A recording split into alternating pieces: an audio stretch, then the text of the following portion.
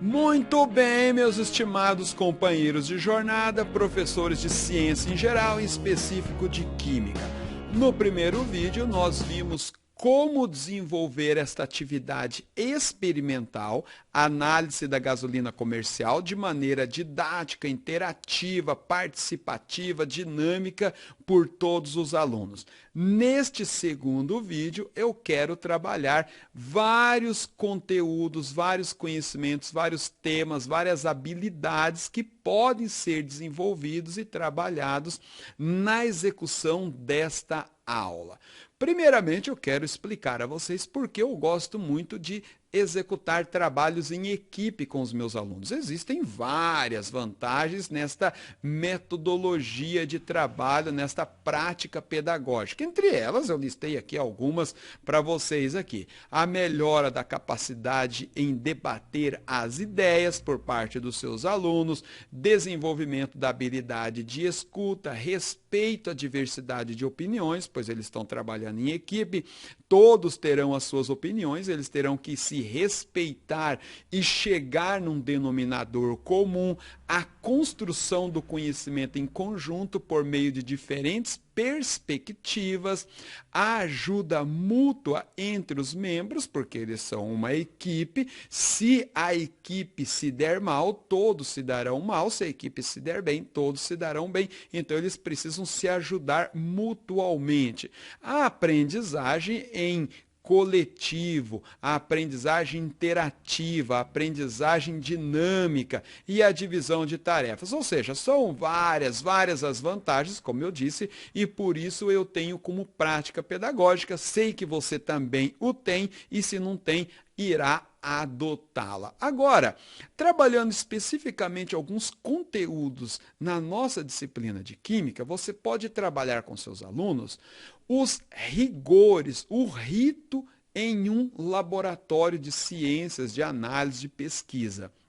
A pessoa, o técnico ou o profissional, aquele que irá desenvolver alguma atividade em um laboratório, precisa ter muito, mas muito cuidado ao manipular as vidrarias, as substâncias, os materiais dentro de um laboratório, porque existem substâncias extremamente tóxicas. Imagina você estar manipulando um ácido clorídrico e quebrar um frasco dentro de um laboratório e o gás, o ácido clorídrico se espalhar, intoxicar todos na escola, no laboratório. Imagina que tragédia que não seria. Então, todo cuidado, todo devido cuidado é pouco. Então, você pode trabalhar essas situações com os seus alunos. E os rigores nas medidas, a precisão em medir as substâncias, em coletar, em descartar. Ou seja, imagina você trabalhar com um antibiótico, com uma vacina, e você errar na dosagem quando está preparando essa substância. Você pode matar ou você pode induzir a pessoa a uma enfermidade, a um problema muito grave. Então, você precisa ser muito, mas muito preciso nas suas medidas dentro de um laboratório. E alguns procedimentos, como pipetar, coletagem, descarte, algumas técnicas de laboratório, assim como algumas vidrarias, o conhecimento de algumas vidrarias, Becker, proveta, pipeta e assim vai. Tudo isso pode ser trabalhado nesta atividade, nesta aula experimental. Entrando em algum conteúdo específico da química, aí você vai ter que ver qual é a turma que você vai trabalhar esta atividade experimental. Como eu disse, normalmente eu trabalho com as minhas turmas do segundo ano, mas nada impede você fazer esta atividade experimental com as turmas do terceiro ano, quando você está trabalhando hidrocarbonetos, a função álcool. E no primeiro ano ficaria assim um pouco mais complicado mesmo, porque você vai ter que voltar em assuntos como soluções, álcool nas séries seguintes, e aí você repetir a experiência, ficaria meio sem graça. Normalmente eu trabalho com os segundos anos quando estou trabalhando o assunto soluções. Então, é claro, você pode trabalhar o assunto soluções, você tem ali uma solução, uma mistura gasolina e álcool, uma mistura líquida, e depois ainda acrescentando a água, você pode colocar substâncias miscíveis, misturas homogêneas, heterogêneas, você pode trabalhar ali vários assuntos relacionado com esse tema, com esse conteúdo soluções. Claro, você pode trabalhar densidade, você veja que o líquido mais denso, ele fica na parte inferior e o menos denso na parte superior. Você pode trabalhar este conhecimento aí, densidade. Densidade normalmente eu trabalho no primeiro ano. Então você pode se utilizar desta mistura realizada com os alunos, você deixa lá no laboratório, pelo menos uma ou algumas, e você pode se utilizar dela quando for trabalhar com os segundos anos o assunto densidade. Também tem uma prática docente sobre sobre este tema, sobre este assunto, que irei gravar na sequência para vocês aí. Claro, também o assunto concentração de solução, em específico a concentração título ou percentagem que nós já calculamos no vídeo da aula experimental. Isso é importante. Você também pode trabalhar a porcentagem de erro, porque você tem o valor experimental e o valor de referência, você pode trabalhar isso. Você também pode trabalhar polaridade, interações moleculares e funções orgânicas, onde nós temos ali a função álcool e hidrocarboneto. Você pode fazer o seguinte, você pode colocar na lousa, você pode desenhar a estrutura das três substâncias. Aqui, por exemplo, está a estrutura da gasolina. A gasolina é um hidrocarboneto, ela é uma mistura, tem ali de 7 carbonos, 8 carbonos, às vezes até 9. O que predomina são 8 carbonos. Então, você tem aqui, se você estiver falando com o segundo ano, que você ainda não explicou a fórmula de bastão, você vai ter que desenhar por completo a estrutura aqui do hidrocarboneto, os carbonos ligados com os hidrogênios. Se você estiver com o terceiro ano, aí não tem nenhum problema, que eles já têm esse conhecimento aqui. Você desenha a estrutura de um hidrocarboneto, que poderia representar a estrutura da gasolina. Você desenha a estrutura do etanol, aqui, tá? Do etanol, 2 carbonos e uma hidroxila, e você desenha a estrutura da água.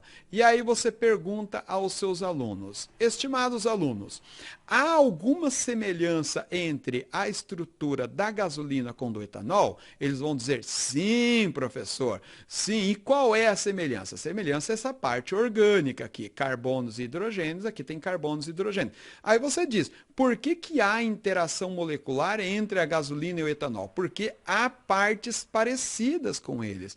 Eles são substâncias orgânicas, assim como a gasolina, o etanol também é uma substância orgânica. Então, por isso, eles interagem entre si. Agora, por que a água não interage com a gasolina? Eles já saberão. Ah, professor, porque não tem parte parecida. Sim, a água é mineral, a gasolina ela é orgânica. A água não interage com a gasolina porque a água é uma substância polar e a gasolina é apolar. Você pode trabalhar também, se você não lembra esse conceito, você pode acessar uma das minhas videoaulas, onde eu trabalho esse conceito de polaridade aí no meu canal. Tá? Então você pode trabalhar esse assunto com os alunos e dizer, agora, por que quando a água entra na mistura, o etanol se desliga, se solta da gasolina, se desliga da gasolina e liga-se com a água?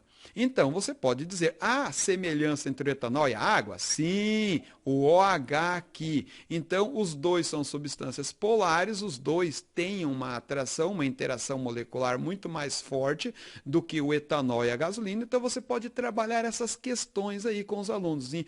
Polaridade, interação molecular, você pode trabalhar função orgânica, etanol, hidrocarboneto.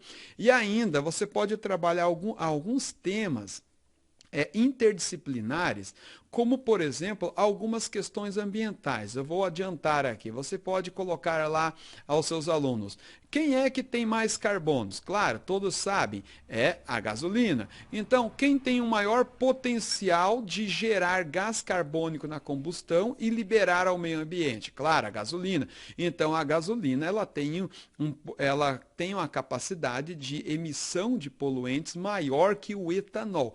Mas, em contrapartida, evidentemente, o poder calórico do etanol é menor que o poder calórico da gasolina. Isso aqui é uma outra atividade prática, uma outra prática docente que eu estarei gravando com vocês aí na sequência, para a gente analisar aí o poder calorífico, a emissão de poluentes entre a gasolina, etanol e óleo diesel. Mas você pode colocar essas questões. Por que o etanol é um combustível que emite menos poluente ao meio ambiente? Porque, claro, né, a sua estrutura tem menos carbono e outros fatores. Agora, quem que polui mais? Aí é uma questão relativa, porque na produção do etanol também há algumas questões ambientais sérias aí, de agrotóxico, queimada antes da colheita e assim sucessivamente. Você pode se aprofundar nesse tema ou em alguma aula específica. Aliás, eu tenho uma aula onde eu abordo esses pontos aí. Se eu não me engano, é quando eu falo sobre o petróleo e quando eu falo da função álcool. É só você acessar o meu canal aí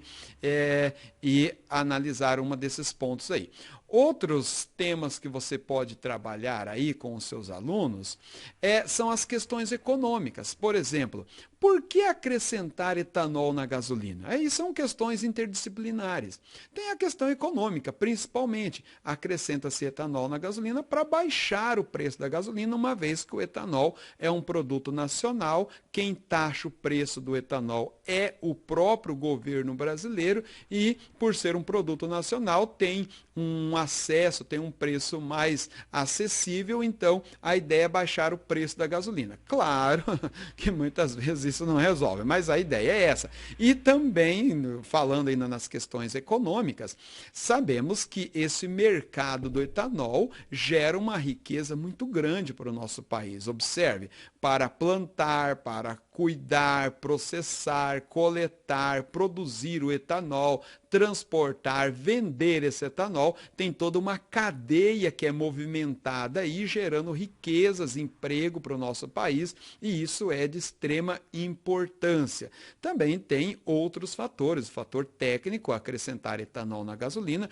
melhora a octanagem da gasolina. São vários fatores aí, você pode se aprofundar nessas questões e trabalhar com seus alunos, ou então fazer uma interdisciplinaridade com física, com biologia, com geografia, aí com os seus companheiros de jornada. Também pode trabalhar as questões ambientais, como eu coloquei, né? A emissão de poluentes, a origem tanto da gasolina como do etanol. A gasolina, ela vem do petróleo, o petróleo é um produto que é extraído da natureza, o etanol não, o etanol é produzido a partir da cana-de-açúcar, e todo vegetal, para poder se desenvolver, ele precisa de gás carbônico, captar gás carbônico. Então, ele vai ter aí um ponto interessante, que ele vai servir como uma espécie de filtro, né? Vai captar, vai diminuir a quantidade de gás carbônico na nossa atmosfera. E lembrando que o CO2, o gás carbônico,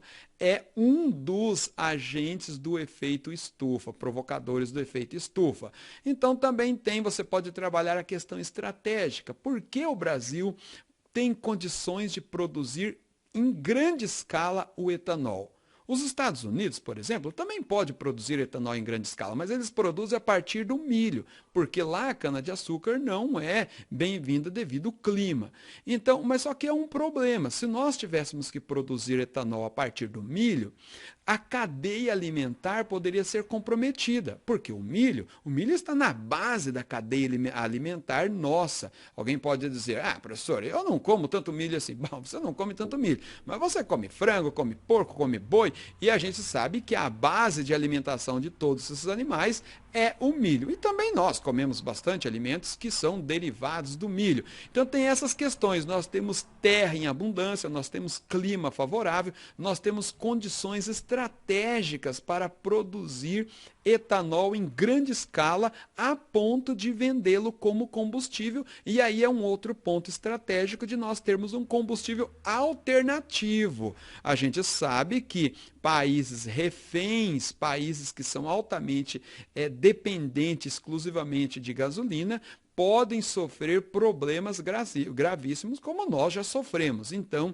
por nós termos esse combustível alternativo, aí é uma válvula de escape em qualquer circunstância, qualquer situação extrema que o mundo possa vir a passar. Enfim, são vários os assuntos que você pode trabalhar, você pode encaminhar, você pode enriquecer a sua aula, permitir, conduzir os seus alunos, favorecer, proporcionar aos seus alunos a que eles construam um conhecimento maravilhoso dessa ciência química e passe a amá-la, gostá-la, desejar estar nas aulas. Esse é um ponto interessante. Muitos alunos não gostam de química porque não é apresentado a eles de uma forma correta. Meus estimados companheiros de jornada, professores, um grande abraço, espero que eu tenha lhe ajudado, esteja lhe ajudando e você também me ajudando aí nos comentários, no feedback, como eu já havia dito na introdução. Um abraço, espero vocês no próximo capítulo.